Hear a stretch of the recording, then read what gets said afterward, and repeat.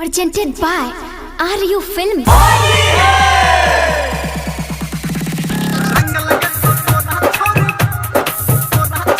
माँ Gayatri recording studio Kanchan Ibrahimpur.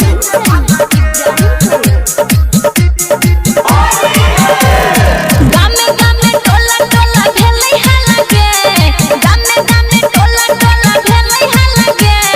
रंग लगे तो तोरा छोरी डीजे वाला गे, रंग लगे तो तोरा छोरी डीजे वाला गे। जिला मधुबनी दरभंगा वाला गे, जिला मधुबनी दरभंगा वाला गे। रंग लगे तो तोरा छोरी डीजे वाला गे, रंग लगे तो तोरा छोरी डीजे वाला गे।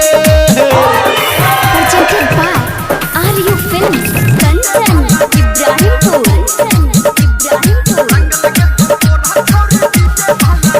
हे के भगुआ के रंग तोरा लाग जेतोगे, लग पीछे कारी भाग जाए जेतोगे।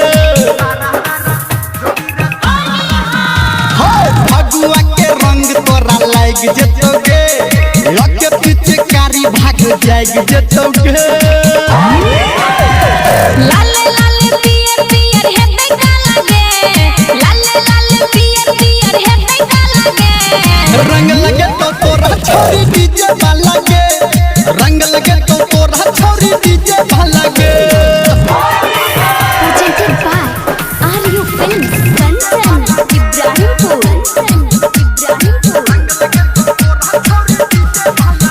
हे के चढ़ल जवानी में ने कर इनकार, आ भीज जतो तोहर आई सुत सलवार। ये छोरी चढ़ल जवानी में ने कर इनकार, आ भीज जतो तोहर आई सुत सलवार।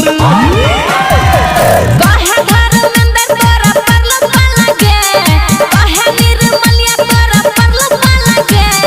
रंग लगे तो तोरा छोरी डीजे वाला गे, रंग लगे तो तोरा छोरी डीजे वाला गे।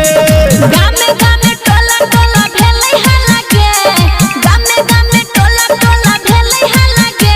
हाय रंग लगे तो तोरा छोरी डीजे वाला गे, रंग लगे तो तोरा छोरी डीजे वाला गे। लाल पियर को दे तो आई तो